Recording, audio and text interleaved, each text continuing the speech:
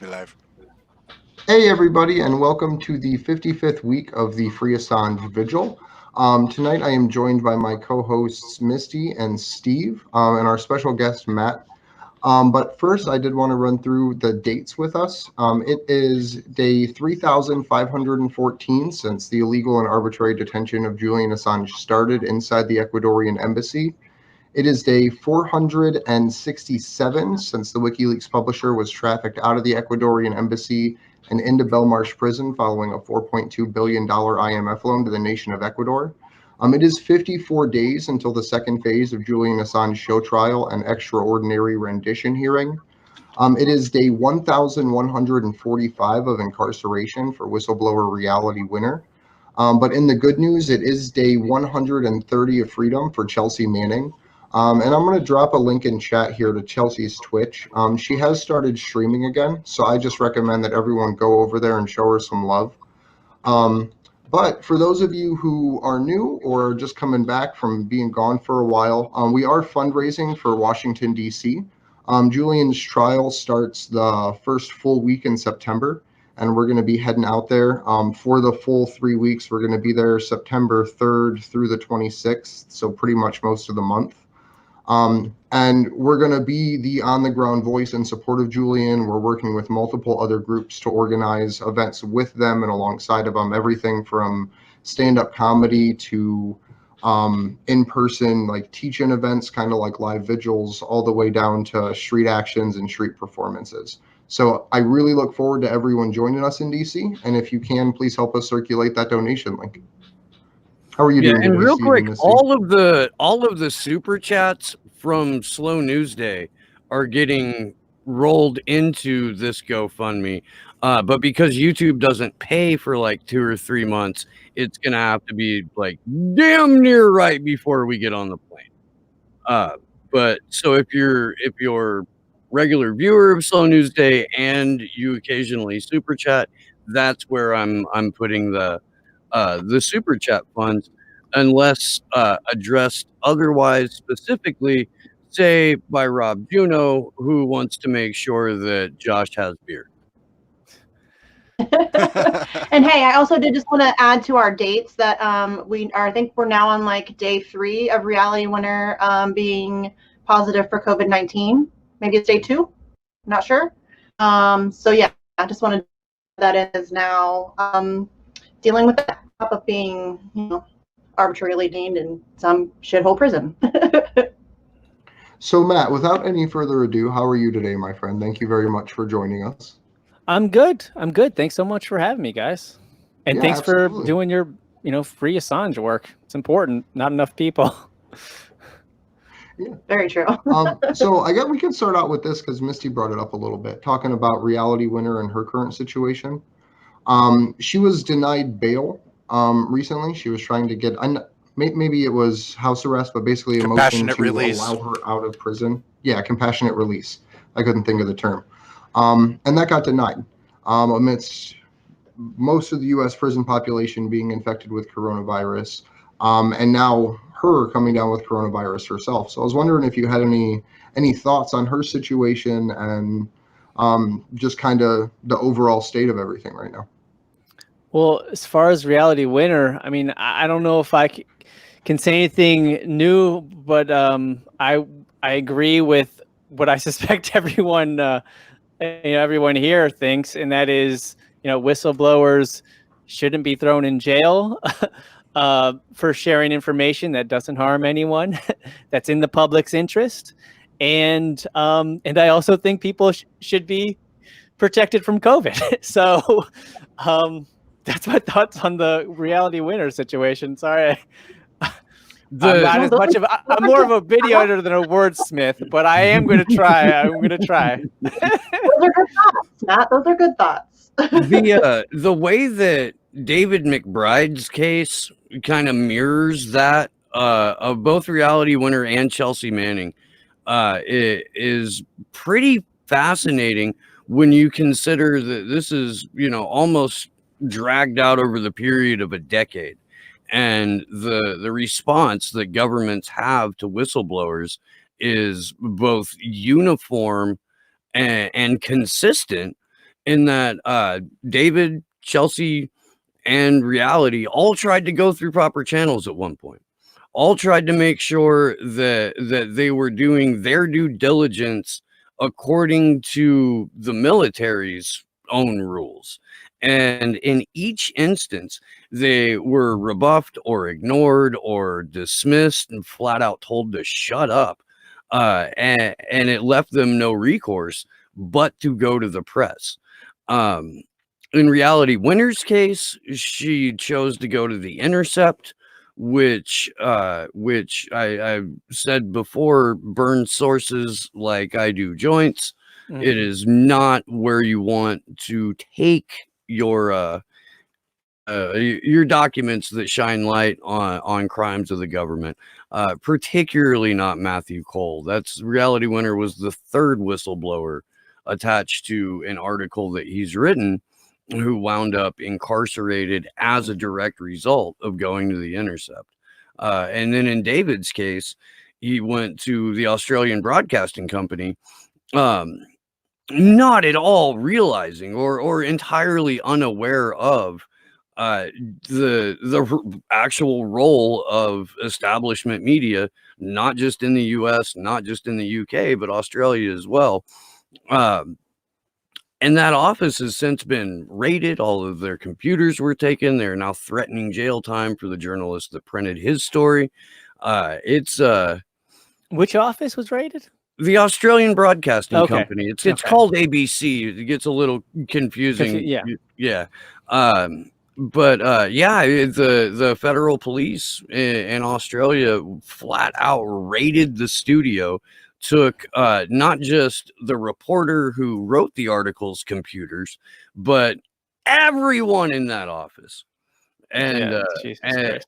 yeah, and it's like, okay, so if you're the working out of the sports desk, and all you're trying to do is write an article about the number of teeth that flew out onto the field during a rugby match or football, whatever.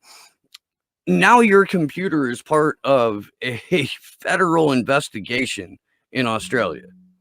It's just the way that they've run ramshot all over the basic privacy rights of individuals is it's cause for alarm, and it's one of the reasons that we're here. Yeah. I mean, I'm not a whistleblower, but I am revealing tonight that I don't know that much about. I have not been, informed on the McBride thing. I have not read up on that. I should have caught your last interview. Not a with lot of people are. Not a lot of people are. But it reminded me. That's not. I was going to say it reminded me a little bit of the Snowden when at the Guardian, how the UK government just went in and destroyed their computers or their hard drives. I mean, it's just a reminder that as scary as things are in the US and seem to be getting worse in the US, prosecuting the first publisher, Assange, things are worse overseas, like frighteningly bad. Anyway, sorry to cut you off. Oh, no, don't, please, no need to apologize.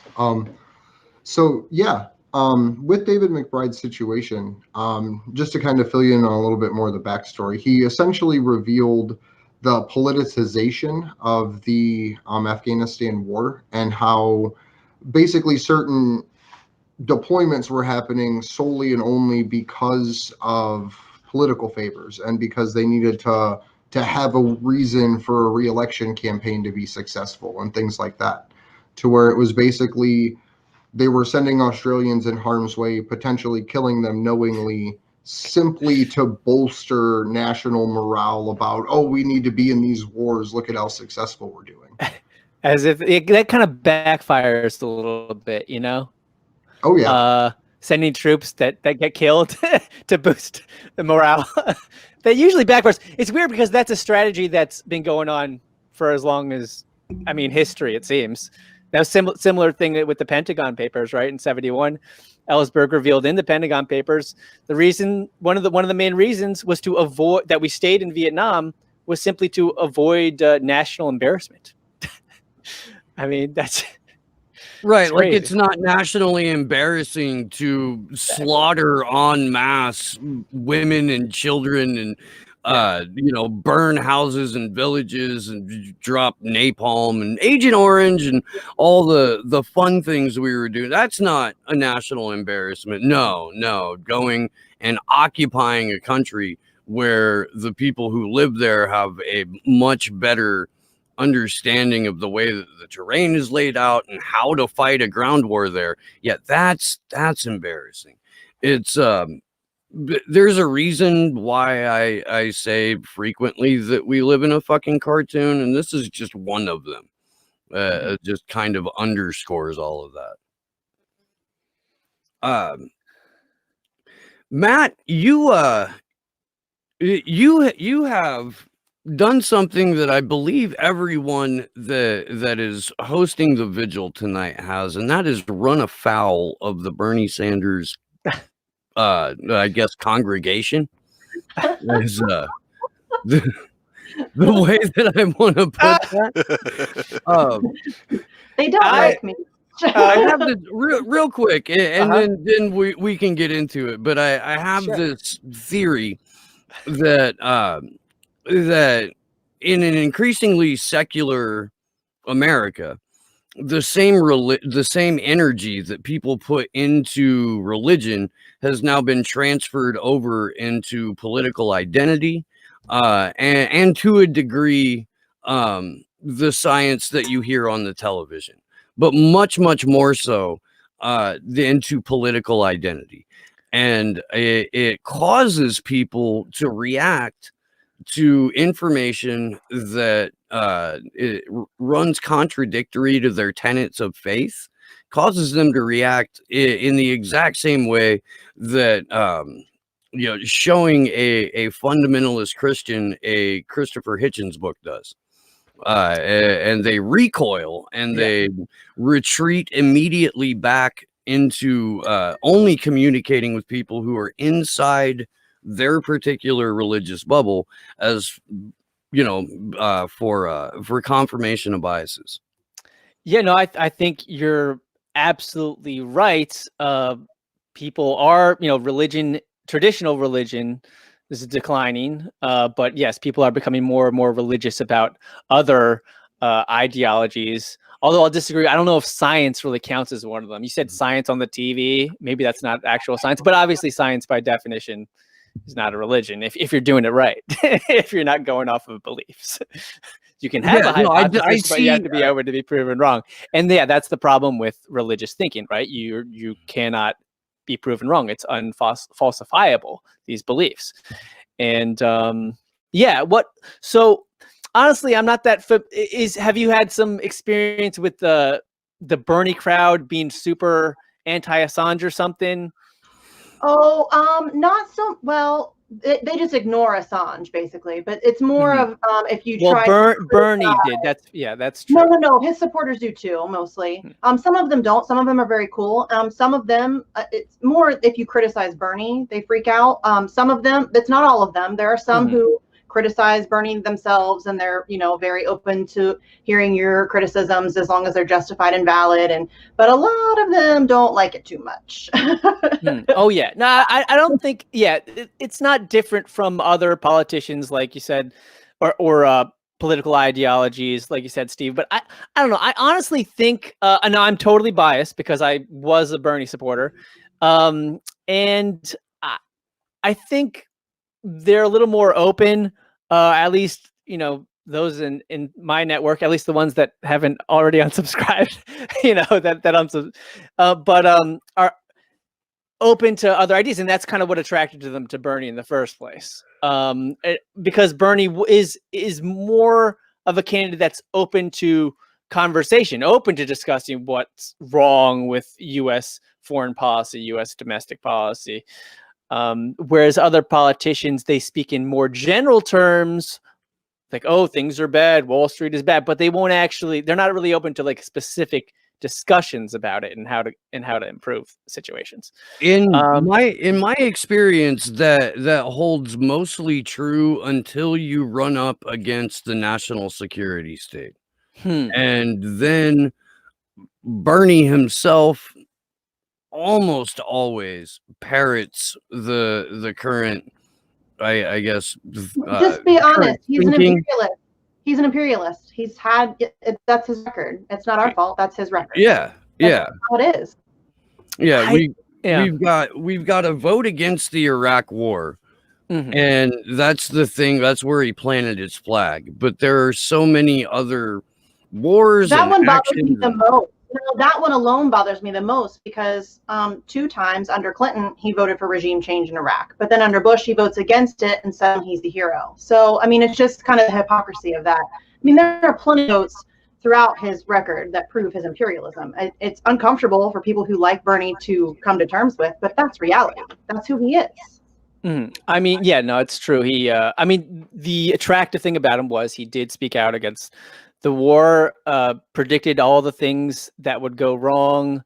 And yeah, and he deserves credit for that. But like you said, he did vote to stay,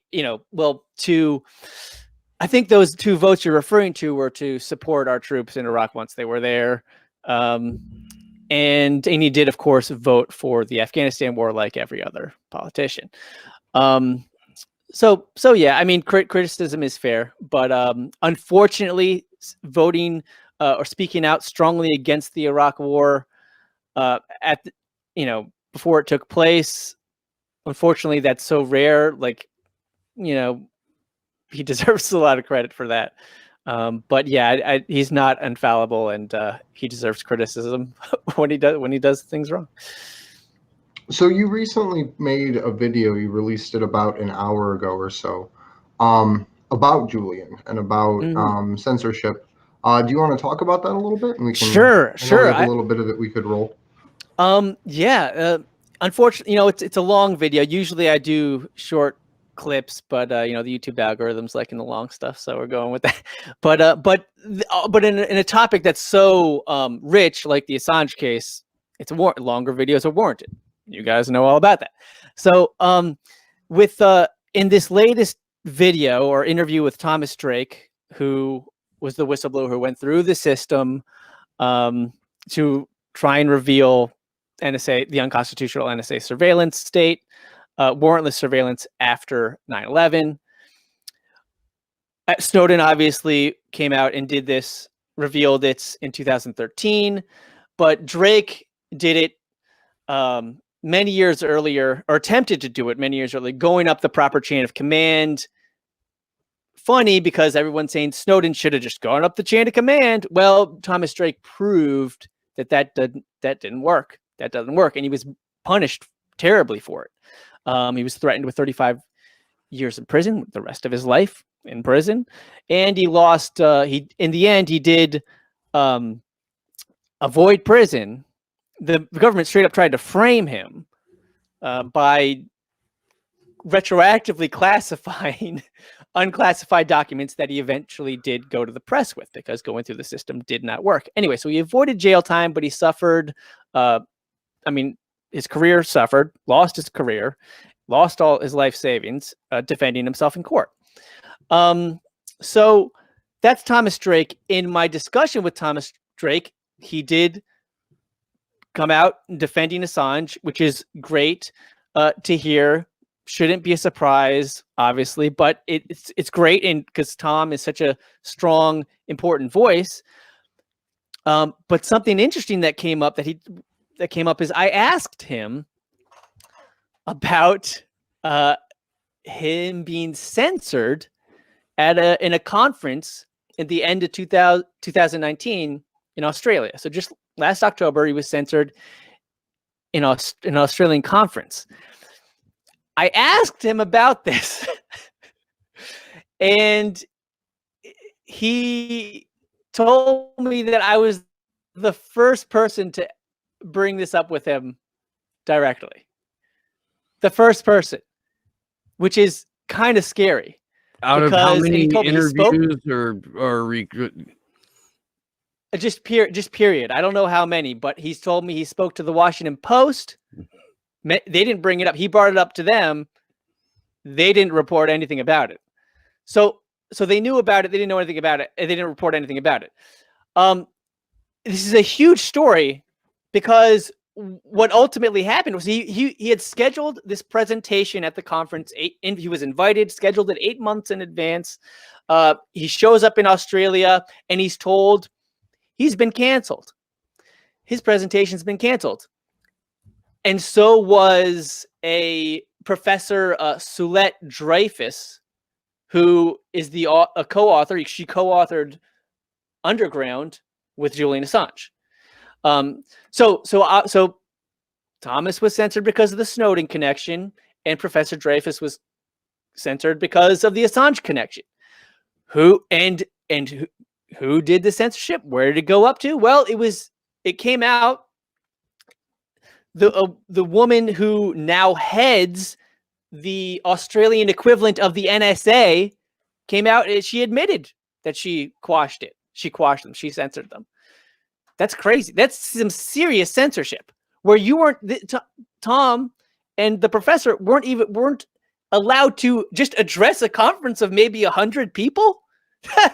That's some really scary censorship shit right there. And then the fact that the media didn't cover it, it was covered in Australia media. It was covered in the UK's Guardian, but American media was completely silent.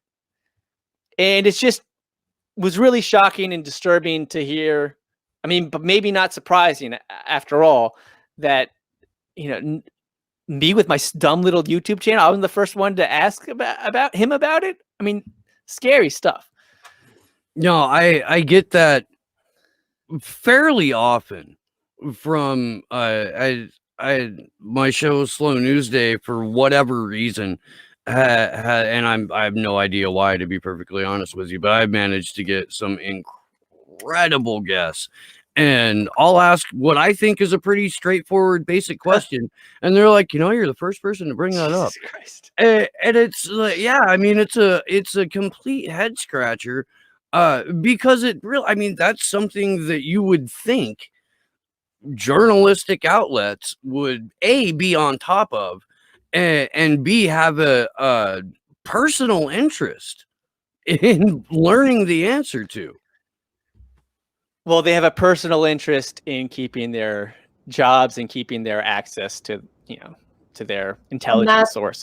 That's their real interest. The problem. That's kind of when we talked to David McBride, and he said that none of the Australian media had talked to him at all. And like, Steve's the only guy that's, got in contact with him to talk to him. I'm like, wow. I mean, this is a huge story. This guy is whistleblowing on war crimes in Afghanistan and nobody's talking to him but Steve Poikonen from Slow News Day. No offense, Steve. I mean, I love your show. I do, but that should be a huge story. And it's kind of crazy that nobody's talking about it. I mean, that's the overall way the mainstream media even treats Julian's case, where instead of having people on there explaining what the fuck's actually happening, having people's hair on fire, saying this is literally the end of a free press for every single anchor that's on that show, on that channel, on that entire platform, that entire news network gets put at risk by Julian's prosecution, but yet none of them are screaming about it.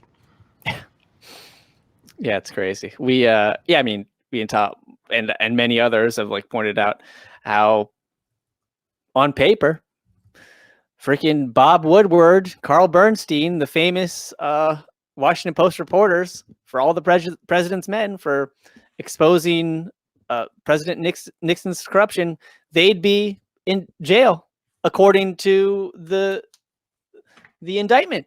Everything in it, except perhaps the 5-year max hacking charge. But of course, the other 17 of the 18 counts all pertain to obtaining and publishing national security information. Scary stuff. Oh, this is kind of fun. I looked up, just looking for examples, just make it so brutally clear the parallels between establishment journalists and Assange. Just how establishment, they're not at all safe. I just looked up Woodward sourcing. Woodward, I wanted to see some quotes about Woodward on a source, get where he gets his information, right? Since they are indicting Assange for basically just sourcing for his partly sources, obtaining the information. And I found a master class from Bob Woodward on journalism. And oh my God, there's just so much about sourcing and how you got, you always protect your source. Well, that's what Assange did. That's what they're part of what they're prosecuting it for. And it's just all about, secret information. It's like the most important information to get. The most dangerous thing is secret government. It's like, oh my God, why is this motherfucker not saying any of this publicly? Why do I got to find this in a 2018 masterclass? So needless to say, I'm making a video about that with these clips, and hopefully it shames the hell out of Woodward to finally say something publicly, because his, generation, they're the ones that are the most misinformed on this. The older generation that look up to people like Woodward and all, and they don't realize they need people like him to explain what's at stake, but he's not. Anyway. Yeah, that is pretty depressing, actually. Somebody in the chat actually wanted to ask you about your Assange videos. They said that they're just as good as your Bernie videos, but obviously didn't get as much traction or go as viral, which is obviously because it's Julian Assange, and that's just how that works. But they're just, just curious on any of the feedback that you've gotten from your Assange videos. Like, have you heard from Assange supporters, or have you heard from anybody from Assange's camp? What kind of feedback have you gotten on those videos that you've done? Because you've done several. So I have, yeah. Why haven't they gotten as popular? It's really weird because WikiLeaks looks pretty popular on Twitter, but man, they get hardly any engagement on their stuff. It's weird, very weird. But obviously, Bernie was super popular. But it does seem like the WikiLeaks stuff is getting suppressed. I don't know if it is on my channel. I mean, I can say it at least gets demonetized. And I have had sometimes people unsubscribe when I put that stuff up, but overall, it's mostly pretty positive stuff. And I'll say, well, Assange, his people, they haven't contacted me, but WikiLeaks did share one of my videos recently. So that was cool. Oh, nice.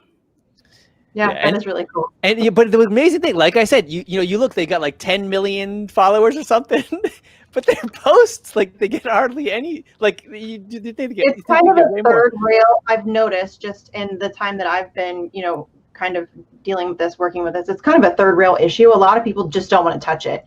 I don't know what that is. I don't know if obviously it's a lot to do with the decade-long smear campaign that they've turned him into. Larger than life monster figure who's, horrible to women, and he's, a narcissist, and he's an egomaniac, and he's, out to destroy the United States, and he works for Putin, and, whatever. So I think a lot of people are just afraid to speak out in defense of him. They're afraid they're going to get labeled, a rape apologist or a Putin buddy or whatever. And so I think that's a large part of the issue, is that and I mean, that's been intentional. It's been a decade-long mission for them to destroy this one man's character, and make it easier and more palatable to people to watch him be tortured to death. Yeah, that's a great point. It doesn't really even have to be some conspiracy. It's just they smeared him, and they smeared him so hard, so bad that people really are afraid to even engage with WikiLeaks on Twitter online with a like or a share. They're afraid to do it in the real world too. If you read that interview that Niels Melzer gave Republic, the first 3 paragraphs are about how he finally got brought on board with just looking into whether or not Julian had been tortured. And it was sort of ancillary that he dug into the investigation in Sweden. But he was, he was convinced. He was like, well, if this guy's being locked up, he must have done something, there's got to be some truth to what the official state response and state explanation for all of this is. And the more he dug into it, the more he found just how wrong he had been about all of it. And it's you have to be willing to admit that you were wrong, that you were lied to, that you may be a little bit more susceptible to propaganda or gullible than you thought you were. And like there's a lot of personal ego breaking down that has to go through it, but before people who have been, not even on the fence, but just outright buying all of the propaganda. Like Sam Tripoli says fairly often, people are more interested in being right than doing right. And if your interests lie in being right, and the thing that you think you're being right about is built on a foundation of bullshit and lies, the unwinding that you have to do is almost too much for some people. Yeah. Totally. And just to give credit, the question that I asked, that was Daniel. We love Daniel, so I just want to give him credit for that before we move Daniel's forward. the reason we have this interview, and Matt is a guest tonight. I love Daniel. Yeah, thanks, Daniel. I want to actually give a special thanks to Kelly right now. He just texted me and said that he shared our stream on WikiLeaks' Facebook page. So I just want to give a big thank you to that as well. And for everybody just tuning in, we are hosting a live protest in DC for 3 weeks. It starts September 3rd is when we're getting there, and we're going to be there through the 26th. As we get a little bit closer, we'll have full event dates and times and the full schedule up. But I will put the link up in chat right now. If you guys can, please help us circulate it, because we're trying to raise about $10,000, and we're about 30 to 40% of the way there at this point to be able to secure housing, to be able to secure the actual items that we need for the protests themselves. Yeah, so we have already put the deposit on our lodgings. So we've got about a month to come up with an additional like $2,700 to finish paying for just to have a place indoors to sleep in Washington D.C. for 3 weeks. It is DC is expensive, y'all. Daunting. It's ridiculous. And yeah, man, I understand that, like, 50 million people are unemployed, and that we have a, fascist, completely totalitarian government that doesn't give a sideways damn about whether or not you pay rent or you sleep indoors or your bills are paid. So we're not begrudging anyone if they're unable to donate. But that's why we're asking you to share the link, because the more that link proliferates, the better our odds are of being able to successfully crowdfund this trip. Josh hates dead air. Sorry, sweet. He yells at us.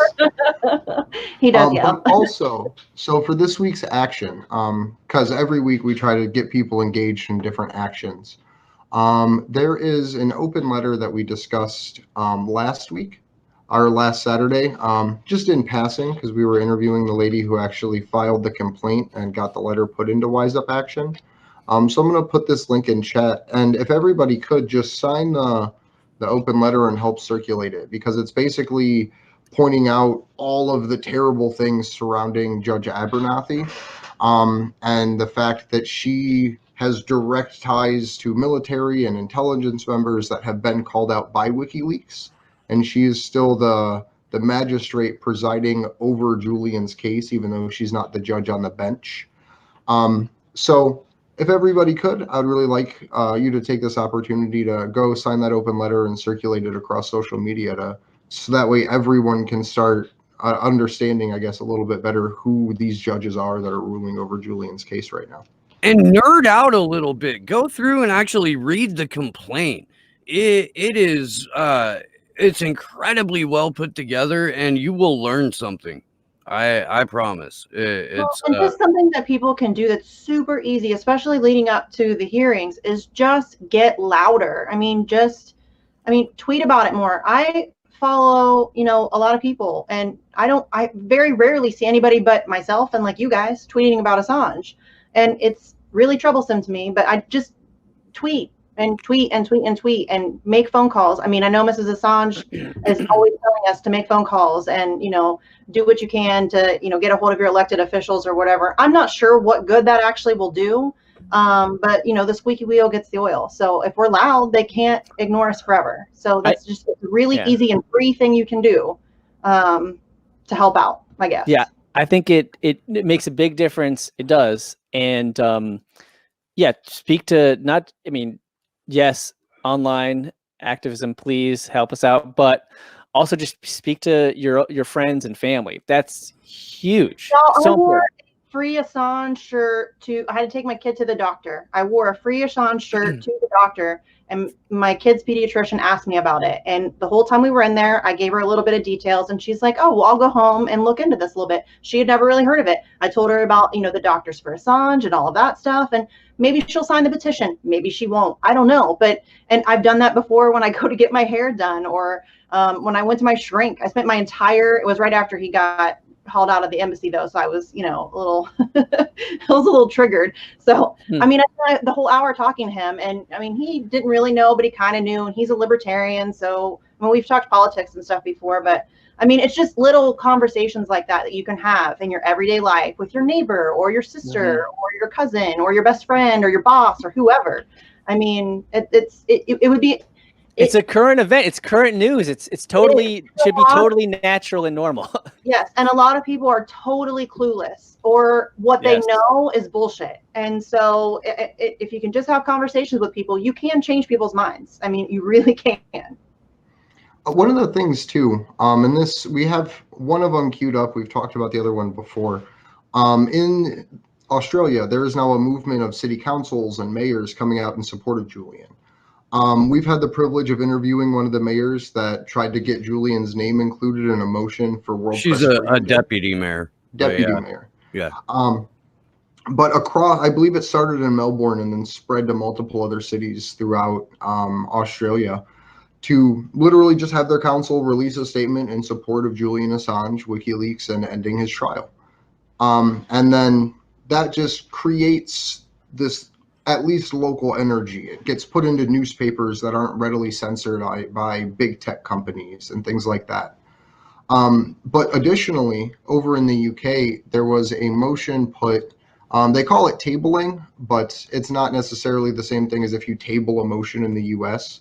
But essentially what it is in the House of Commons, which is like their House of Representatives, a motion got put forward by Richard Bergen, basically in support of Julian Assange.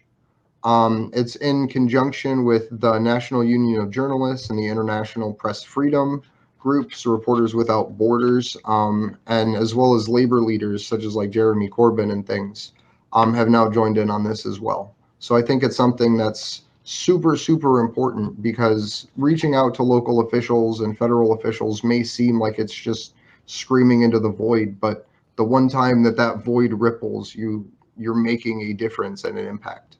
Mm-hmm. Yeah. When I spoke to Thomas Drake, he said, he could only have so much.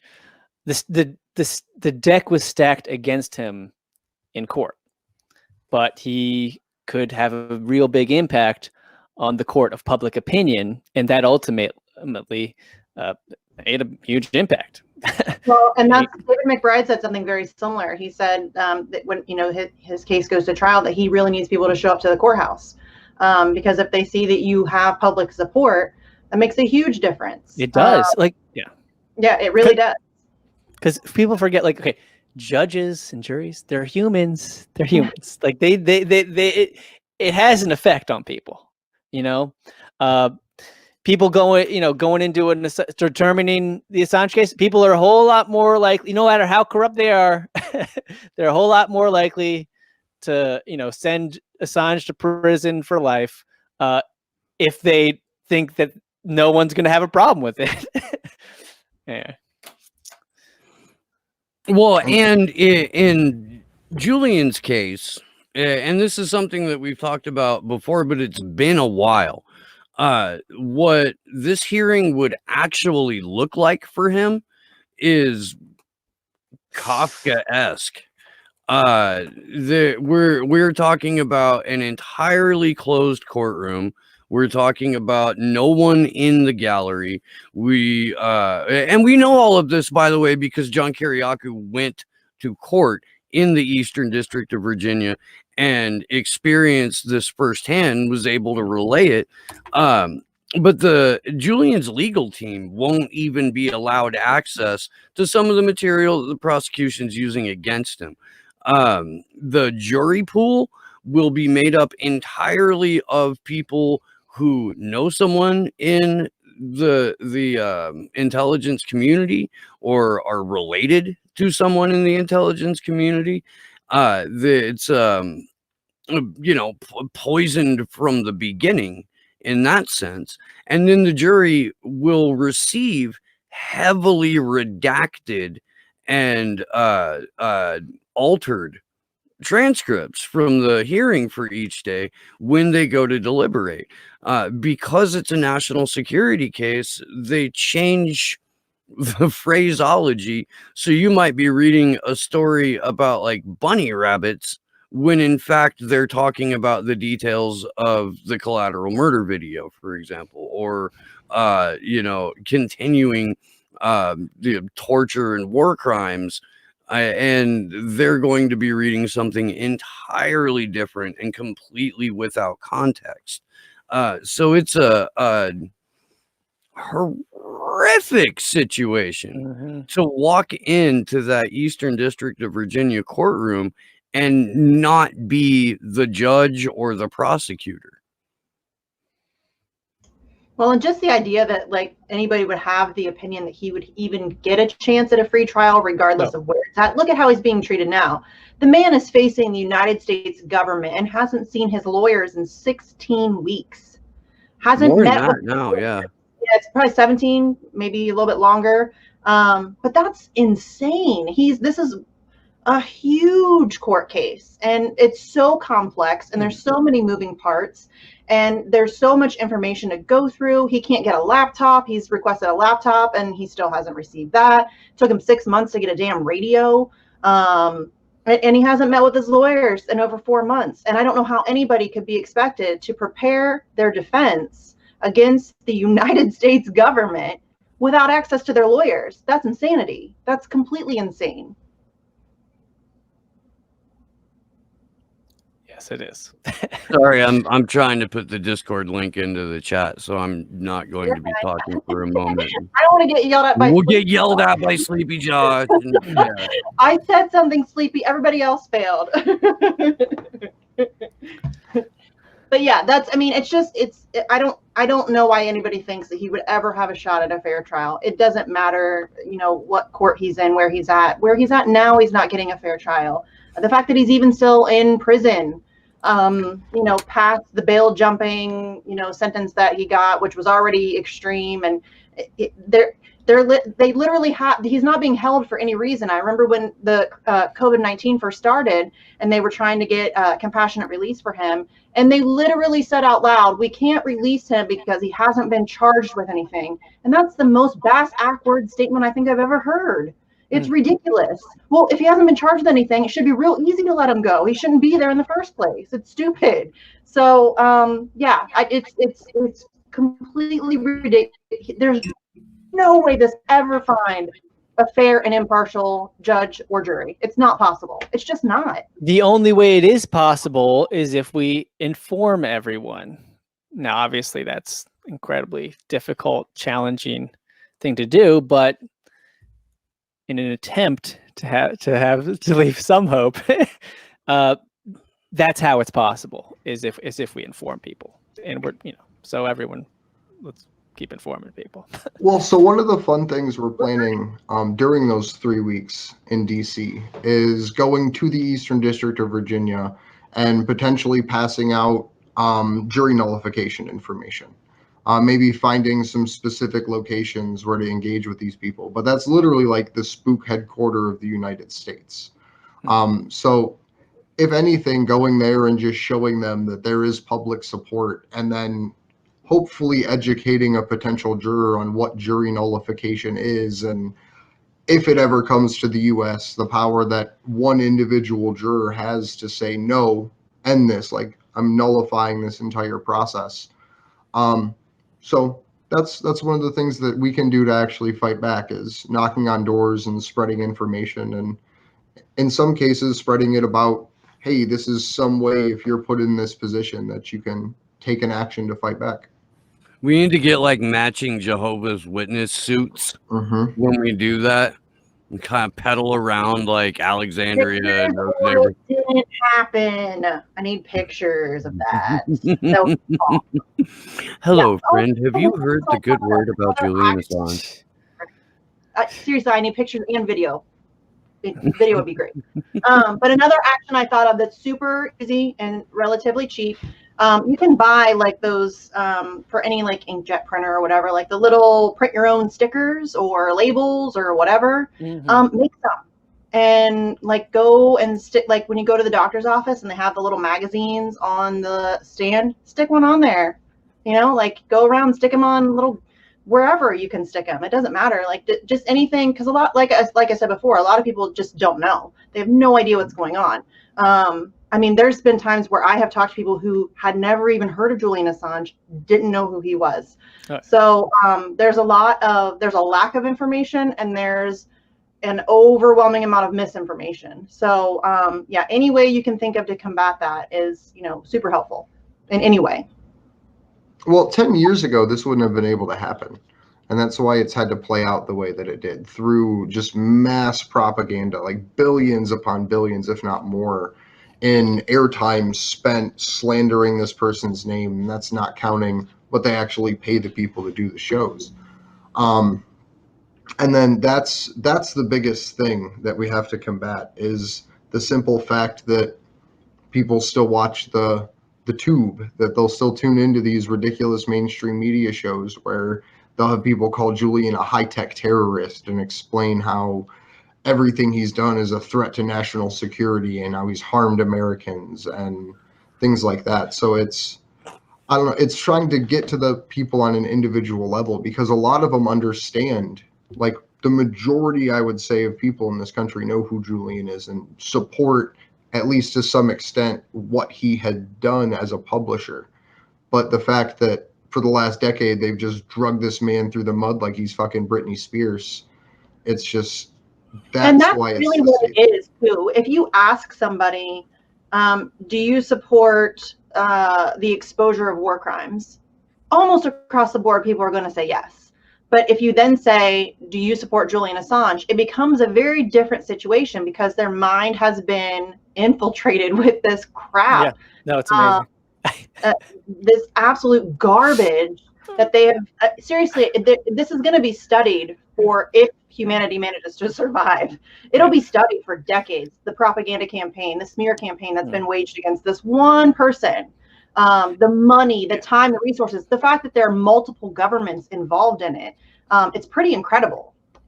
Yeah. And well, people also just need to be reminded that this actually isn't a new thing. There's new tactics. I mean, they did the same thing to Daniel Ellsberg originally, and only recently, but now he's considered a hero, you know, but unfortunately we don't have the luxury of waiting, you know, a generation for Assange to, you know, people to see Assange for what he's actually done, and not some villain. Now that said, Ellsberg, yes, he's a hero now, and that's the one way everyone can see that's undisputable, is because he has a popular Hollywood movie starring Tom Hanks and Meryl Streep. That's how you know you've made it, and you know. So, what you said, Misty, about you know, people misinterpretation of Assange, it reminded me of an experience I had. I made a video of I actually live in the DC area, guys. And so, and I think I did when I was out interviewing people after they had seen the movie The Post. And and one of these guys, he did work in intelligence. He made that clear. So I just asked the simple question. He's there with his wife, and just asked the simple question. So they told me Daniel Ellsberg's a hero because they just came out of The Post. I'm like, so if Daniel Ellsberg's a hero, why not Chelsea Manning in WikiLeaks? If Daniel Ellsberg's a hero for leaking to The Post, why not Chelsea Manning for going to WikiLeaks? And it made for some interesting conversation. And the funniest part was he literally said, in his mind, you finally see, like, he sees the ridiculousness of it, the hypocrisy of it, right? And he literally said, when I asked him why, he answered, because it's not Tom Hanks and Meryl Streep.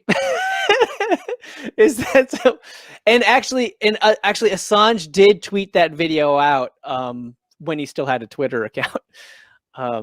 Now that I recall, but I think he got like blocked from Twitter for something, and then he got blocked from the internet, and now he's in friggin' jail. I think that's pretty cool. Going out and being able to get people's opinions like that. Taylor, one of our other co-hosts, and I, for a while we were going out to like Jimmy Dore events and Joe Rogan stand-up nights. That's actually where I met Misty in person. And that's how I met Daniel. Really? Yeah. I mean, it was a DC. Jimmy Dore was in DC, and I had Jimmy Dore and Daniel. The way that I met Taylor and Andrew was right after Unity for J stopped doing their shows. And I was really bummed out about it. And so when I had seen on Twitter that somebody, I didn't know who they were and I didn't know like what they were about, but I saw somebody was trying to like pick up the mantle and continue. And I was really excited. I told my husband, I'm like, I'm kind of antisocial. I'm really awkward in like social situations. I very rarely talk to people I don't know. And I'm like, I don't care. I'm going to go talk to this. They were handing out bracelets. I'm like, I'm going to go talk to those people. I'm going to get a bracelet. I'm going to find out what's going on. And I did. And I walked right up to Taylor and I'm like, I need a bracelet and I need to know how I can help you. That's great. That's great. How we met, at a Jimmy Dore show, standing outside in the street in Chicago. Yeah, I randomly met Taylor at like a National Press Club event, and yeah, I mean she's great. She was asked some important questions, and it was just kind of weird. It was the first time I had tried like the whole like official route. Like usually I'm just kind of like a guerrilla media person, like on the street type of guy, on the street, and then in my own damn like home doing my video editing. But going to the National Press Club was interesting because by far the most you had the Washington Post reporters and others, a few others, but they were like hardly interested. It was almost like they were just like just on their phone, like just kind of just trying to get through the talk, the panel, and it was only real independent journalists like Taylor that were like really involved, and that was pretty, just to see that happening like in real life, like the actual there was reporters. A woman that was on the panel for that, and you could watch her whole world kind of change while Taylor was talking. I remember watching the because Courage Foundation had live streamed it and then uploaded it, and as soon as Taylor was done talking, they're like, okay, well, we're not going to take any more questions, and like, we're going to go ahead and wrap now. Well, what was one amazing part I remember about that panel, that event, is I unfortunately I don't recall the experts on the table. They said some intelligent things, but I don't know if they were as informed as the people here right now. In one moment in particular, they had to get corrected by just some activist in the audience about how that Assange didn't release, originally did not release all the State Department cables. It was a Guardian reporter who put the goddamn password, made the password public in his book. So that was kind of funny. You had the experts at the National Press Club getting that shit wrong. And that's a pretty serious fucking detail. Because the way they put it, Assange is the evil guy. In reality, it was an establishment Guardian reporter who did the careless thing.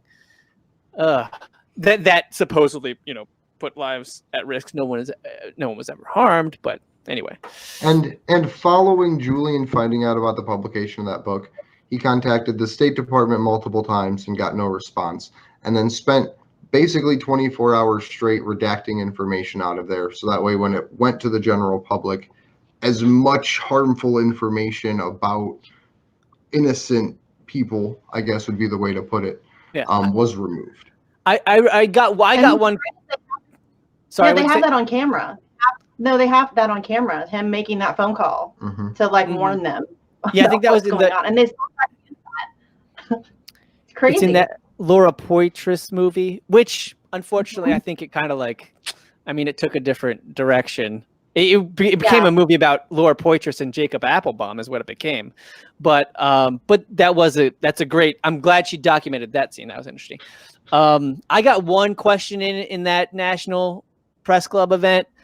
It wasn't on camera, but I just asked, I didn't even plan to make a video, so I didn't make a video, but what the heck, what's all this talk about potential harm? What exactly is it? I read the whole damn indictment and I'm just trying to figure out what exactly was it. And the panelist just looked at me like I was crazy. She's like, you should read the indictment. Just read the indictment. There's so many details. I'm like, I read the indictment. There's no, other than the, how it potentially harmed informants. Right. And she's like, well, after trying to shame me and say well, all you got to do is read the indictment. Then she was like, well, she's struggling to find examples. Well, there's a mention of war plans, just general, that's it. But what exactly, is the big danger? There's just no reference. And here's the thing. You have I don't know if you did this or not, but you kind of have to be does the public have a right to know if our government is up to, unlimited amounts of shady shit, ostensibly in our name with our money? And if you can't, if you run into somebody who's well, no, we shouldn't know that, secrets are secrets, then you're done talking. There's just no reason to try and engage with that person, because they're going to revel in the fact that a journalist would get 175-year sentence. Well, if you just point out to that person that Bob Woodward's going to jail, then you might get through to them.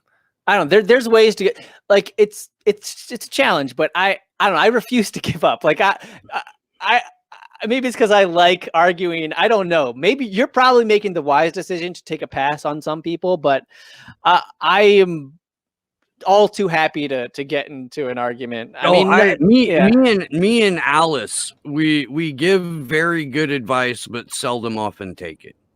So when we were in DC the first time, Jason Burmis, I don't know if you know who that is. He's a good friend of the show and buddy of ours. He was with us there for the first couple of days in DC. And we were literally marching. There was probably about 20 to 30 of us marching from the White House to Trump Tower to the DOJ. And at one point, someone literally just walking by heckles us and yells, "Assange is a rapist." And so Jason Burmis, just already being live streaming, just hustles to catch up with this guy. He's like, hey, explain that to me. What evidence are you going off of? And the guy's like, oh, and just freaks out because he's forced to answer a question about the propaganda Yeah. that he's repeating. You got send me a link to that one, okay? It's a talking point to regurgitate. I mean, it's really easy to just say, "Hey, this is what I heard on CNN. I'm going to repeat it." It's a lot harder to actually look into it and see what reality is. Yes, and going on the street, when you talk to people and just ask them like, "But why?" or "Where'd you hear that?" Oh my God! Like I've had family members like when I just brought up Assange, like, "So what are you working on?" I'm like, Assange. They're like, "Oh, the pedophile." Seriously. I swear to God. And I, needless to say, I informed them. I made an effort to inform them because that's great. That just shows you how effective this shit is. Because even though that was how many years ago, that smear, which there's a couple really crazy details. I don't know if there was one very detailed article in McClatchy, right? That start pretty quick. Like it didn't. I mean, yeah, a lot of people might have stuck with some people, but it was a week. It obviously did. I'm telling you, people still think that. So because if somebody hears something and they hear it on the news, it immediately sticks to them as truth. And if it's something as extreme as that, once or twice, then it's stuck in their head, and that's it, and that's just what they think, and it's really hard to combat against that once they have that belief. Even though that statement, that allegation was immediately retracted by CNN after one of their pundits said that on television. I mean, that whole operation to try and frame him as a pedophile. It's a really interesting, crazy operation. Like I said, like McClatchy did some good reporting on that. Really freaky stuff. I mean, it really seems like a CIA operation, a serious intelligence operation, whoever it was. Anyway, I wish I could recommend the article, but I don't have the title. Anyway. Well, attacking people with that kind of angle, like with the sexual abuse, rape angle, is something that the intelligence community does through and through over and over against people. Because it's a really easy thing to make stick because nobody wants to question a victim. Nobody, believe women, and especially with kids. I mean, my God, if you call somebody a pedophile, that's a pretty heavy statement to make, and it's a really hard one to fight back against. Yeah, and who can forget that such an extreme statement? That immediately brings out the rage in any normal human being. If you hear that a child is being abused, it's like rage. Oh, yeah. It's pure rage. At least for me. I mean, I don't know, maybe that's just me, and that's the worst. And so I think that using that is a very it's a very specific tactic. They know what they're doing. Let's all go everyone take a turn. So we got pedophile. Now, what are the other worst things you could say about anybody that Assange has been called? Go ahead. Or I'll go next. Terrorist, fucking rapist. Terrorist.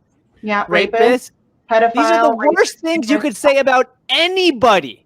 These are the worst things you could say about That's what they've done. Yeah, and responsible for putting our troops in harm's way. Yeah. Potential murderer as a result of that. My favorite is when they call him a traitor.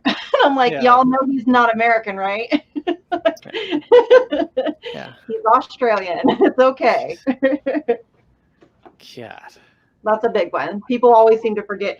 I think we talked about this last week. It's mind-blowing to me that an Australian journalist with dual citizenship through Ecuador, sitting in an Ecuadorian embassy in London, can be yanked out by London cops on the behest of the American government when he's not American. His publication isn't American. It's never been an American organization. And yet somehow we have the authority to prosecute him. And then they say that, First Amendment protections don't apply to him. So our rules apply, but our rights don't. That's very convenient for us, isn't it?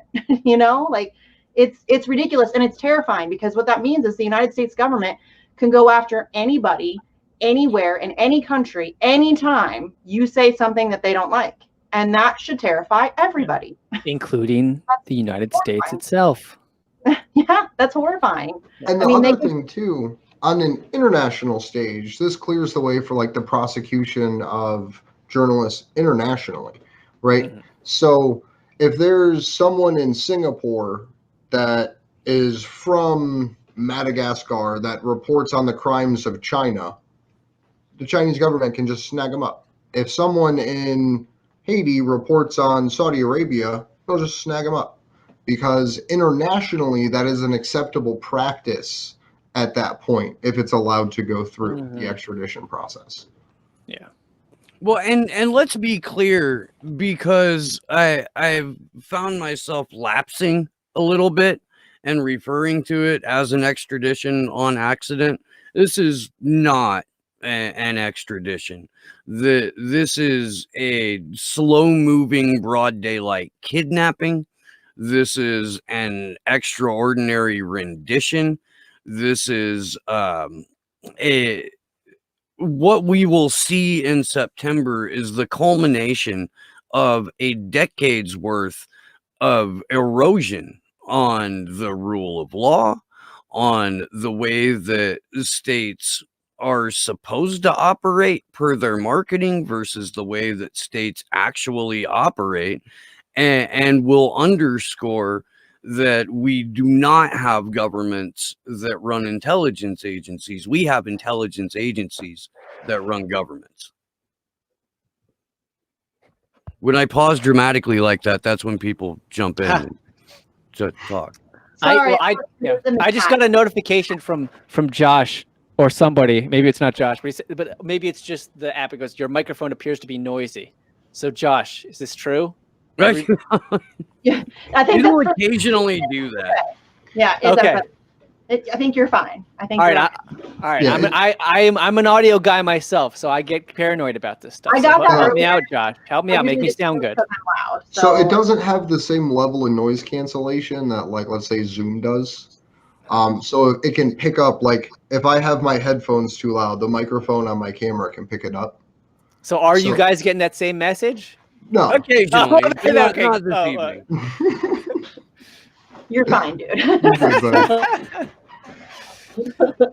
The big issue today, we got to free Assange and we got to fix my microphone. No. Yeah.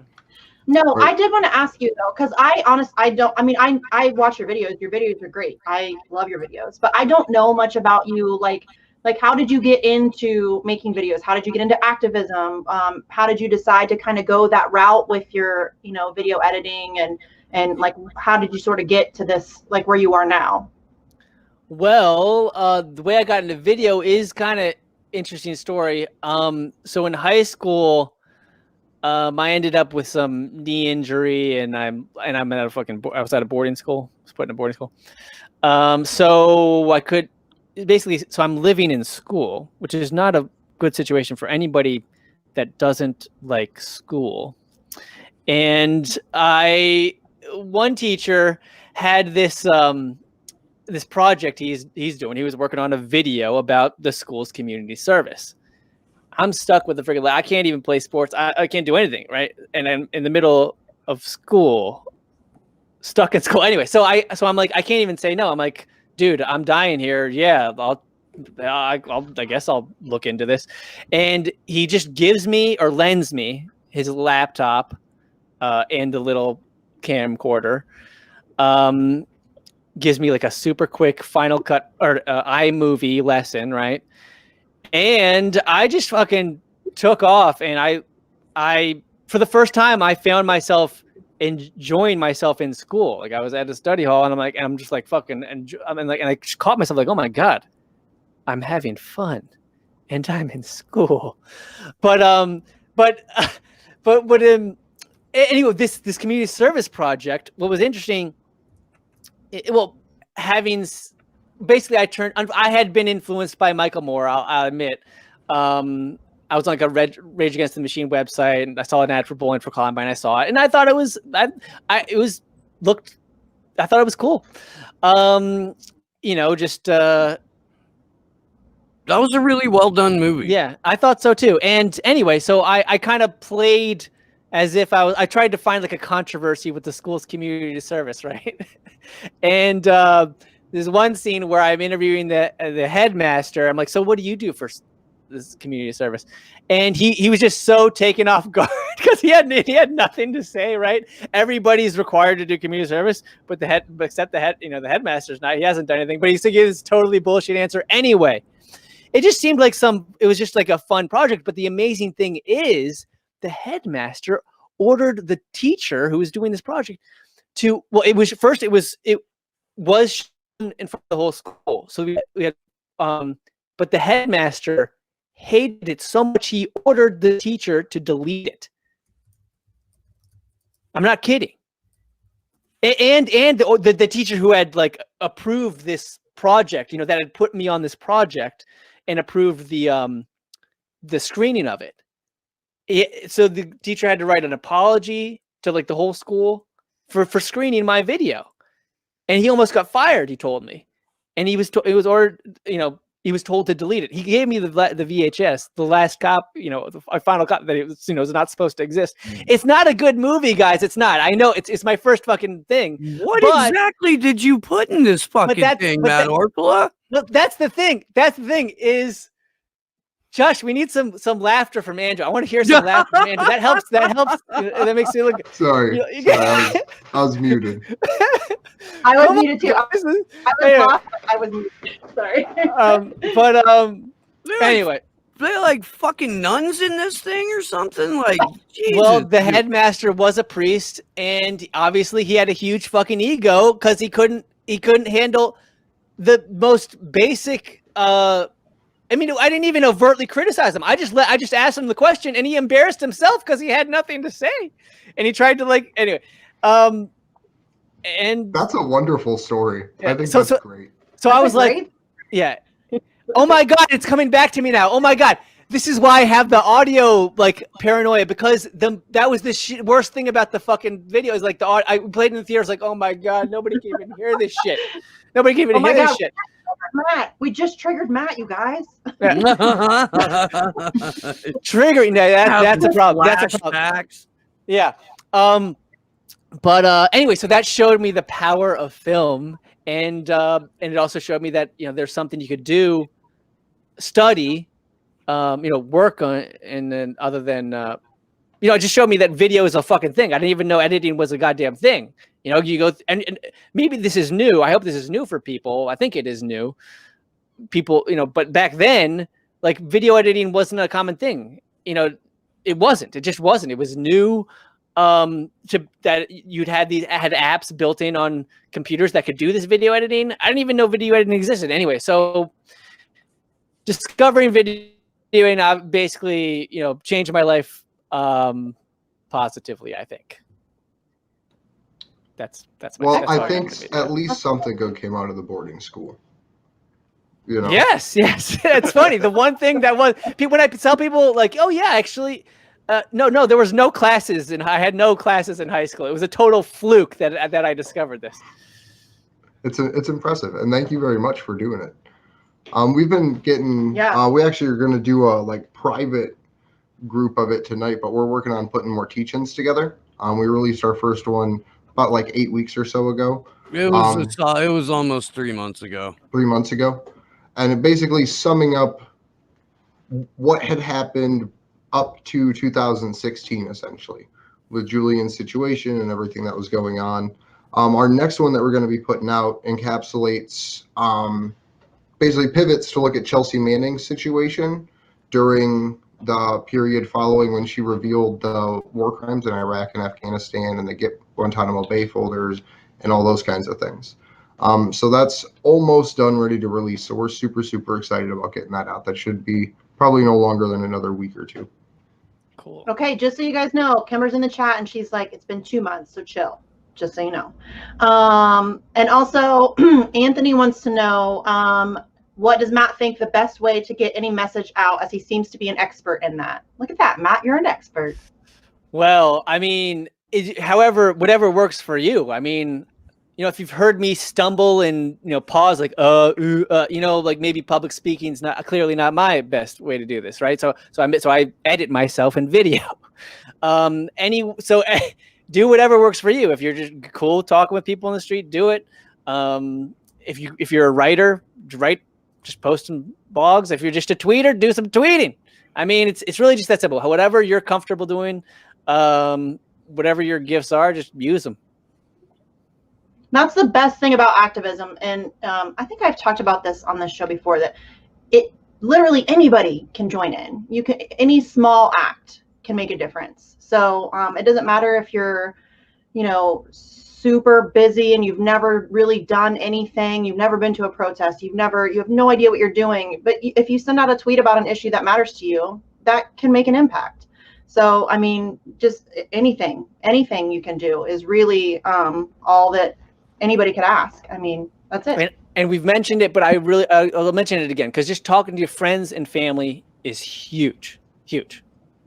Absolutely. Just normal conversations. Anyway, yeah. Because, well, the thing we advocate for is the idea of just decentralized activism, that there doesn't need to be a huge national organization with thousands and millions of dollars in resources. There needs to be people. And people just need to go out and spread the message whatever way they find most comfortable, whether it's through door knocking, postering, putting yellow ribbons on trees, hosting an event. Me and Taylor took cake out to a 4th of July event because Julian's birthday was the 3rd of July. So just any little thing makes you literally a unique actor unto the universe around you. And it makes an impact beyond what you even realize you being there does. So whether you're going to, I don't know if people even get together in crowds anymore, but a public place, pass out flyers or have conversations, or go door to door, talk to your neighbors and say, hey, here's some information about Julian. Absolutely. And Matt, Beth in the chat. Hi, Beth. We love you. She wants to know if, since you're in the DC area, if you are going to be able to join the guys and the crew in DC. I would like to try to make it, but I'm old and have kids and it's hard. My husband works an ass ton of hours. So I'm going to try. We'll see what I can pull off. But yeah, Beth wants to know if you're going to be able to make it to any of the events that they're going to be holding. Yeah, I don't see why not. I mean, I think my gift, I think, is video editing, but I'm happy to get out and interact with people in real life too. So yeah, I don't see why not. Yeah, all the bodies, the more bodies, the better when you're protesting, for sure. Unfortunately, yeah. It sucks. This coronavirus thing sucks so much. Yeah, it really does. I was about to say that was a pretty dark coronavirus joke, Misty. We have seen though. The more bodies, the better. We've seen that like social distance protests can go off without a hitch.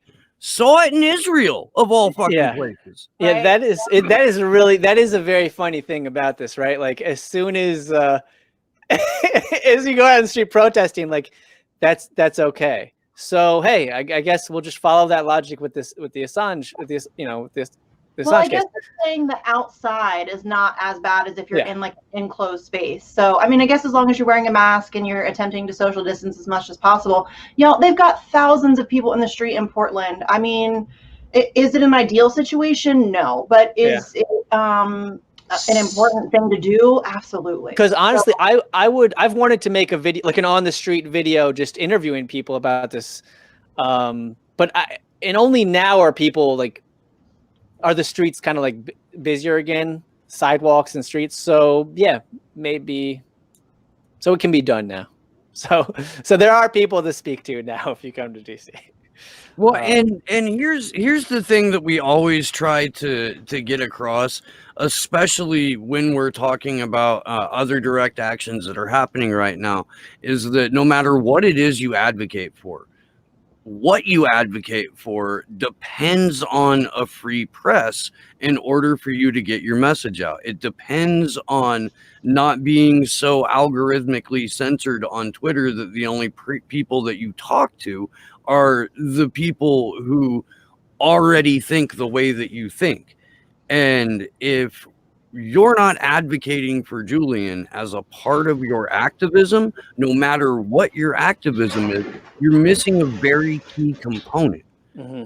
And that is the precedent that will be set if Julian Assange goes to court in the Eastern District of Virginia, where literal kangaroos would be more impartial and better suited to try that case than the judge and jury that are currently there. Yeah, and I always tell people it's not about Julian. It's not about Julian. It's so much bigger than that.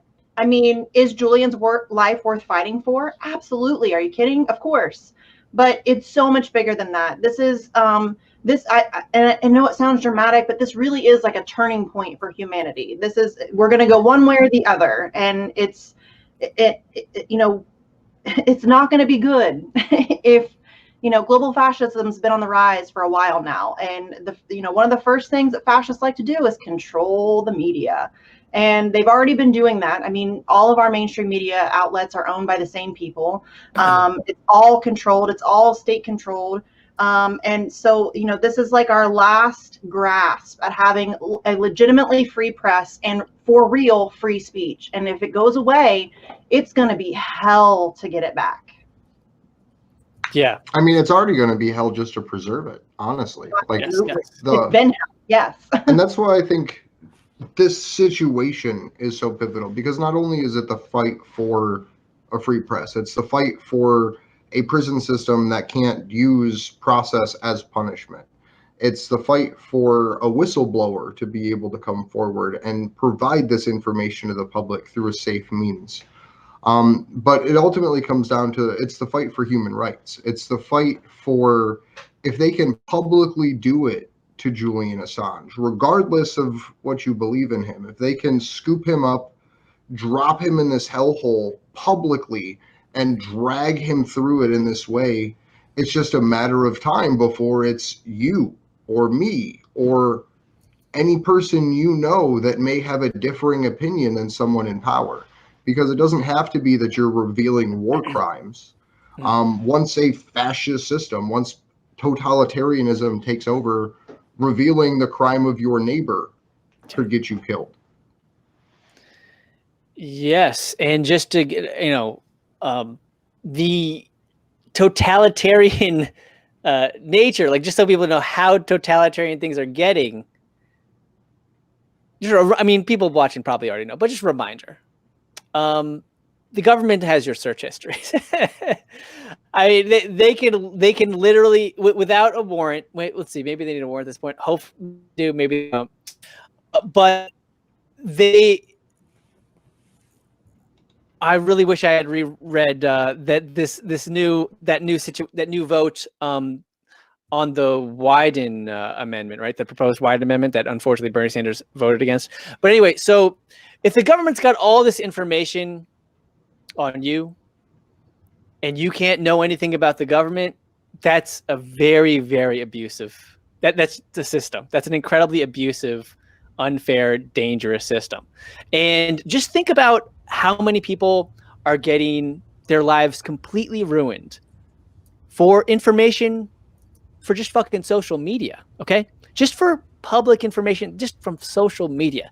Now think about, and if you're looking at these stories critically, that many of these instances, not all of them, but many of them are really blown out of proportion, and people are suffering major consequences for little flubs from decades ago. Now, think about how much more fucking information we've all got privately that the government's got on servers or can get on servers like that. And all the information we don't have about ourselves, all of the phones that have broken years ago that they have copies of that we don't. Sure. All the information about us. There's way more information about each of us that the Silicon Valley companies have, that we don't even know about ourselves, which is very creepy, scary stuff. But yes, all of that. It's way more information that they have that they can easily just frame in a way that screws over anybody. That is an enormous amount of power, and it needs to be kept in check. And the only way to keep it in check is if we can see what the hell they're doing, so that they have to be public with their information too. Yeah, I don't know, an unofficial motto really of cypherpunks is privacy for the weak, transparency for the powerful. And that doesn't mean that you or I or Andrew or Misty are weak people. It just means we do not have positions of perceived or real authority in this country. We are more or less at the whims of this fascistic blend of corporation and state, coupled with a sort of like almost Stalinist state capitalist economy and a surveillance. What a fucking combo. Right? What a fucking combo. Right? Stalinist, state capitalist. Holy And- fuck. We'll and take the the worst of kicker both, is- please. We've got a fucking national surveillance apparatus that would make the Stasi be like, fuck, I didn't know you could do that. Yep. It's pretty amazing. It is. So when we talk about privacy for the weak and transparency for the powerful, or privacy for the individual and transparency for the powerful, that's the power structure in the Five Eyes countries specifically. It is just this weird, like, neo-feudalism, I guess, but there's competing factions within that structure, where we've got oligarch versus oligarch. So check it out. The Onion. I'm going to jump fucking tracks here real quick, but it will tie together, I promise. This is fairly typical if you're not familiar with the show. But back in early aughts, The Onion put out an anthology called Our Dumb Century. And they had this article, it must have been 2003 or 2004, because the article was a picture of Osama bin Laden and a picture of George W. Bush. And it said, billionaire scions play out personal dispute on global stage. And even though The Onion wasn't like, oh, and by the way, Osama bin Laden worked for the CIA and was trained and funded by the CIA, and was even featured in the New York Times as a freedom fighter in, I believe, 1984 or 1983. They didn't go into that, but they captured perfectly what we see when we've got the global war on terrorism, or our ever expanding adventurism in Africa and South America. And we are literally watching and losing countless numbers of innocent civilians to some global billionaires playing their fucking disputes out all over the fucking planet in blood, in coin. It is so when you're up against that, dude, you gotta be loud, I think. You mentioned the Stasi, and I just wanted to make a movie recommendation. I mean, I suppose, have you guys seen The Lives of Others? Have you seen it? I have not, but I'm gonna write it down. The Lives of Others. I don't think I have. Oh my god. Okay. But I'm terrible at remembering titles. So I just saw it recently, but it's an old movie. Might have been around 2007 or something. And if you want to know where we're headed, or where we very well be headed, you gotta see this movie. It's just a fucking great movie. I think it won Best Foreign Film in 2007. And okay, there you go. So that's what you want to see, the Soviet police state. So we were talking about. In addition to all the Action for Assange videos. Sorry, go ahead, Missy. Okay, all right. No, you're okay. You're okay.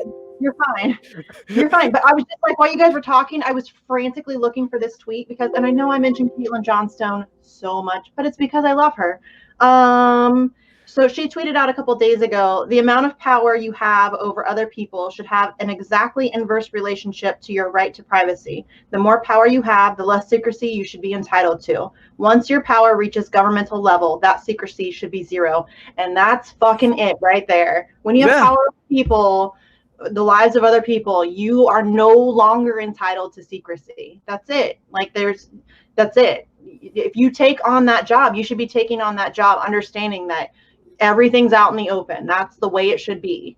And that's the only way that it can, that we can actually have a functioning democracy. And I mean, listen, if my government's committing war crimes in my name, I want to know about it. I'm entitled to know about it. And there's no, either you're on the side of war criminals or you're on the side of the people exposing the war criminals. And I hate like kind of that black and white, but that's really what it boils down to. Yeah, you can have a democracy without transparency, but it's not functioning, like Misty said, because you want an informed. You need to be an informed democracy to be functioning correctly. You get if you don't know what the hell is going on, what your own government's doing, how can you make an informed, decision on votes, on policy, on anything else? I mean, anything government related. How could you? Well, you can't, Matt, and that's why what we do here. And what Action for Assange is a post-partisan organization that wants to drag people into a post-partisan reality where the only thing that we really need to agree on is that we need a free flow of information, and we need to be able to access primary source documents and primary source testimony about whatever it is our government is up to. And if our government is in bed with a number of corporations, then we need to be able to access material on those corporations as well. Because if we don't have this free flow of information, we can't even begin to discuss policy. Yes, and it's more than, I mean, all the war material gets most of the attention, understandably. It's war. That gets the eyeballs, those headlines. But at the same time, they don't report enough on war, like we're saying. But I wanted to bring up the congressional research reports. Did you guys hear about this?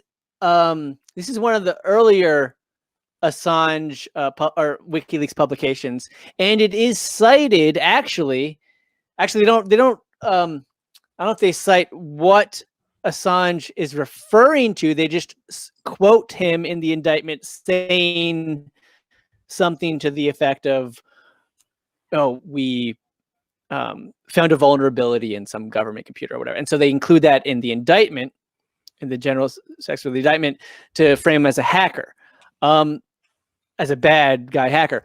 But are you guys familiar with the story, the congressional research reports? Because this here, so that's what it's in the indictment. They're citing, they're mentioning this story, but they don't mention what he's actually referring to, which is fucking hilarious when you actually know the context. So the story, what he's actually referring to, Assange, and he's talking to a 2009 hacking conference. So yes, when people think hacking, some do think bad, but let me tell you what the context now, after I've teased this for like already 5 minutes more than necessary. So the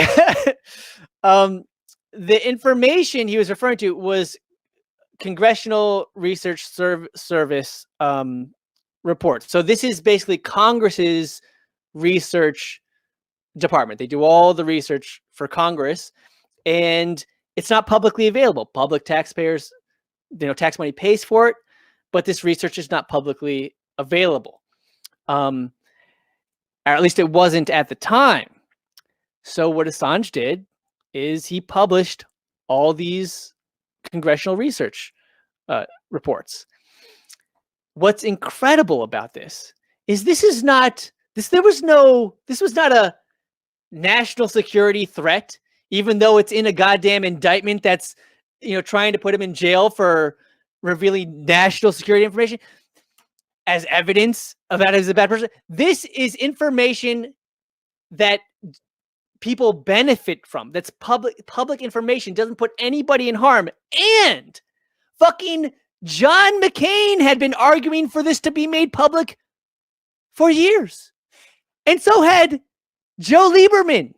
These are the most establishment motherfuckers have been like, this information should be public. And who fucking did it? Who fucking made it public? Julian Assange made it public. And even after he published it, what were these politicians saying? Well, fucking John McCain and Joe Lieberman. Here, let me give you a quote. This is after Assange did. They weren't like, chain this motherfucker up. No. Senator Joe Lieberman said, our constituents deserve widespread public access to these reports and their taxpayer dollars pay for. And so they're trying to make it so after Assange put it out, they're like, now they didn't cite Assange as a hero, but how can you, he's obviously in sync with common fucking sense that even establishment politicians can't disagree with it. Even they're in line. John McCain said, I've been working to provide online availability for congressional documents for over 10 years. And improved access to the expert research materials produced by the Congressional Research Service will provide greater transparency into the congressional decision-making process. $107 million of taxpayers' money will go to fund CRS's operations in 2009. The American public paid for these valuable resources and has the right to benefit from them. Okay? Now, he never thanked Assange. Maybe he fucking should have. But this is what they said after the release. It's pretty fucking amazing. And the fucking DOJ has the gall to cite this shit as evidence of how he's this evil motherfucking hacker. So that's the fucking context. Well, they also have the gall to use a convicted pedophile who the FBI paid to infiltrate and fuck over WikiLeaks, who was convicted on embezzlement as well and certified a sociopath. They've got that guy as one of their star witnesses, and their other star witness is Hector Monsignor Sabu, who was the rat that got everyone in LulzSec hemmed up. The Jeremy Hammond is still in jail because of what the FBI did. It's a fair point to make that Sabu had already been compromised before a single hack took place that LulzSec claimed responsibility for. Now that means that the FBI hacked Sony and the FBI hacked Stratfor. In fact, Stratfor's files were on FBI servers within 48 hours of that hack. All of them. Every single tiny little piece of data that was released in the global intelligence files was on the FBI servers way before WikiLeaks published it. So that's who we're dealing with. Yeah. We're dealing with Mike Pompeo. Now, Whitney Webb was on my show a couple of weeks ago, and Henry Kissinger came up, and she referred to Henry Kissinger as a gigantic blob of satanic jello. I believe that the same phrase can be applied to Mike Pompeo. And when Vivian Westwood was in the birdcage today, there was a sign there. After that, they left and they went to where Pompeo was, because Pompeo was in London today. So if you don't know what happened, we did stream it earlier. It went out on, I believe, all of our platforms.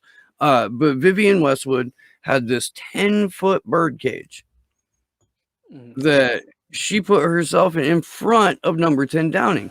And then they went to wherever the hell Pompeo was, and there was a sign there. And it said Mike Pompeo is a gigantic blob of satanic jello. And it had Pompeo's face inside a jello mold. No way. I'll try and find it here real quick. That was great. That's amazing. That was Allison. That was Allison who did that. Yeah, Allison Mason McGee. I don't remember her last name, honestly. I'm looking for it. might take a minute, but She's got amazing. like 1, 2, 3, 4 in her username, if I remember. That's cool that was out there, though. I'm just going through my notifications. No, you're fine. So Matt, I think that you should you should do a video with the crew. Like you should help them like do a video and like collaborate. That would be awesome. I may do that. I may just do that. That would be dope. Yeah. I mean, we need all hands on deck at this point. Things are getting intense. Good idea. I hate this. Yeah, the fucking coronavirus, motherfucking coronavirus. But we're gonna deal with it. We're gonna deal with it.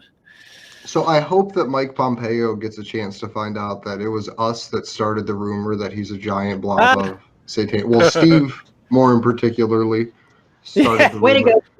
Right? So I hope that he's like, that's bullshit, and then puts fucking one of his cronies figuring out where that came from. So that would be awesome. Since I'm sure we have Kevin with us tonight. I'm going to take responsibility. Here it is. Where'd it go? God damn it. There it is. Can you see that? Or did I fuck this up? You fucked it up. Okay. Well, I'll take 2. There may be a random allow window somewhere that you have to find, Steve. And it's Allison Mason. Oh, there we go. Giant satanic blob of jello. Nice. I like it. That's Oh perfect. god, it's the green jello. That's even worse. Oh, it's beautiful. Oh, Steve, I like your response. It's beautiful. It is beautiful. So, that's perfect. Thank you, Allison Mason. Yes. That's and Whitney amazing. Webb. Don't forget to thank Whitney for that one. And thank you, Whitney Webb. We need that on a God shirt. damn it. Where did Jitsi go? Oh. It's hiding on you. Need some shirts with that on it. Did I hit this fucking... I'm doing great tonight. You're doing fine, Steve. We do it live. God damn it. Where'd you go? Could be worse, dude. Your power could go out. That happened last time I tried to Steve. So what's, it did. I'm fucking... There you are. Are you lost now? Now you're back. I can still hear you. I think you're good. I Yeah, can but see you, anyways, Steve. what Vivian Westwood did was awesome because if nothing else, the spectacle alone just calls attention to it. So yeah, And awesome. as a little that was not in front of 10 Downing Street. That was where Pompeo was. She was in front of the Old Bailey. Yeah. Yep. Oh, that's right. That's right. Because that's where the hearing is going to be. And as Thank far you, as Sleepy Joe. symbolic places to Welcome. try to put someone to jail in association with Anonymous, the Old Bailey's probably one of the most dangerous symbolic places that they could pick. Just because of the like V for Vendetta overtures that exist within the Anonymous community. It's literally them saying, "Hey, we're taking you down, and this building still stands." Dude, they used to like have a restaurant there back in the day, years and years ago, and like they do public executions out in front of it, and they'd be eating their dinner watching it. So that place is just evil. Yeah. Yeah. It's very symbolic for sure. Okay, so what else did we not touch on? So there was there was a question in the chat about where is Jeremy Hammond incarcerated. He I did see that, yeah. incarcerated in the Grady County Jail, which is in Chickasaw, Oklahoma. And I'm going to, in the chat, drop how to write to him if you would like to do so. That's Yeah, another because great I follow the Free Jeremy Hammond page, and I haven't seen anything. I haven't seen any tweets from them, so I wonder if Twitter unfollowed them for me. I bet. Cool. Yeah, I'll write him this week too. And you guys write to Julian. Write to Julian. Yeah, And if you go also- to Action for Assange's website, we have a whole thing on what the do's and don'ts and how you Yeah, go the about rules of Julian. engagement. Yeah, and follow David McBride. He, when we interviewed him last week, he said that even just words of encouragement mean so much to him. So I can imagine it's pretty daunting for him right now, kind of being at the beginning of this process and facing, you know, court proceedings and all of that and everything that comes with it. So, I mean, even just knowing that he has support, I think, is really significant for him right now. And he's such a nice and lovely man. So, yeah, everybody, we got to reach out and support all of them as much as we can. So we are approaching on that 2 hour mark, and we take a long time to say goodbye. So I want to start by saying thank you for joining us, Matt. And if you could let people know your final thoughts, where they can find you, and other general information that you find important right now. Well, my final thoughts are thank you very much, Andrew, Steve, and Misty, for inviting me and for speaking with me. It's nice to actually talk with people that I agree with, you know, verbally. You don't get to do, I haven't got to do that too much these days with the coronavirus. And the fact that I'm a motherfucking video editor, you know, we don't see that too much daylight, unfortunately. But so yeah, final thoughts. I mean, well, and again, and also thanks for doing the McBride story. I'm definitely gonna look into him now. So that's great. You definitely informed me, educated me a little bit. Oh, and well, yeah, you guys can find me youtube.com/orf, ORF. Twitter is 0RF. I kind of fucked myself saying that, but people, you know, anyway. But if you're listening, then you won't fuck it up, and you can find me. So yeah, I'm on Facebook, but fucking that place is going to hell. Minds.com. Do you guys use Minds.com? What do you think of that? I have an account. I am I don't really either. not active. Drufus, who is in our chat, who is also he left. Jason Burmis's moderator. Okay. Yeah. Drufus has a Minds account, and he said that he does get traction with the Assange stuff. But to what extent, I don't know. I have an account. I've posted one thing. I've had the account for 2 years. I posted once, and it was from an interview I did in May with John McAfee. The reason I have a Minds account, I think, is because Elizabeth Voss was like, "Hey, you should have a Minds account. Follow me on Minds." No, I think what happened was there's one of the great Facebook purge. Yes. Yeah. No, that's and when everybody I joined. joined Minds, and so I joined Minds. I made an account. I don't understand it. I don't know how it works. People keep trying to get me to jump on there, and I just haven't. That's all it is. Yeah. I like the whole, you know, anti-censorship thing. So hopefully they keep that up. It's nice to know they exist, so that when we all do get purged. Have you connected with Rockfin yet? I was gonna say, man, that's why we're on the Rockfin. Yeah. I don't know anything about Rockfin. It is a cryptocurrency-based streaming platform. So like the average person just hops in there, they can pay $10 a month, and it's like being it's like a Netflix subscription, except for like thought-provoking content creators, essentially. And then the creator gets like some kind of cryptocurrency generation, Ethereum, right? Yeah. From people's viewership, from their membership on the site, and a bunch of other ways. So it's a pretty cool, from what other creators I know that are using it actually make a decent little amount of money off of it. So might be worth looking into. That does sound like a good idea, at the very least. Hopefully it's successful. I might have to check that out. I do. Jimmy Dore actually just moved on to it. Whoa. Yeah, he was the first big like breakaway, and he's putting his patron content on Rockfin as well. Yeah. Huh. So hopefully there'll be some other big podcast players that break off and go over there. Cool. That's great news. Hopeful news. Hopeful. Cool.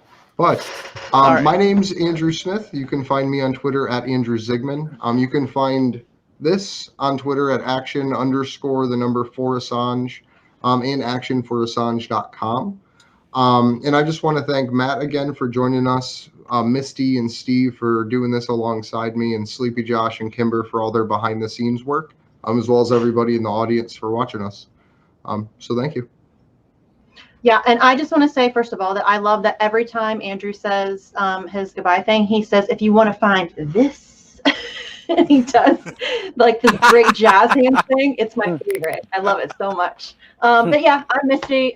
Matt, thank you for coming on. It was really cool to get to meet you and talk to you. I've been a fan of your videos for a long time, so it was cool to be able to chat with you for a while. But you can find me on Twitter at Sarcasm Stardust. We have like a little baby YouTube channel. My friend Jesse Zerowell and I, it's called Facts on the Ground. We're like super new, like nerdy, trying to figure it out, total noob sauce. But yeah, you guys can check that out. We actually tried to interview Steve the other day, had serious technical difficulties and a power outage. So we're going to try that again this week, and hopefully that'll be up soon. So you guys can check that out. And I think that's it. Did I forget anything? I don't think so. You forgot to say fuck you, Skype. Oh, yes. Fuck you, Skype. Oh, and I love Putin. My name is Steve Floykin, and I host a show called Slow News Day. You can find it on YouTube by typing in Slow News Day Podcast. I am on the Rockfin and D Live and hopefully more platforms soon. Thank you so much for hanging out with us tonight. I'm speaking directly to the chat right now. The people who watch us live every week, you guys are incredible. Thank you, Beth, for the super chat. That was incredibly generous. Mana Talk super chatted as well, wanting to know where Kim.com is. He's in New Zealand. He's active on Twitter. He's crushing it at Destiny 2. Yeah, there's that. Yeah, so I think I got the super chats that I saw. And yeah, thank you, Matt. This has been fantastic. You're a wonderful human being who does really incredible videos. Really talented, man. I have a lot of respect for your work. Thank you to Andrew or Jazz Andrew.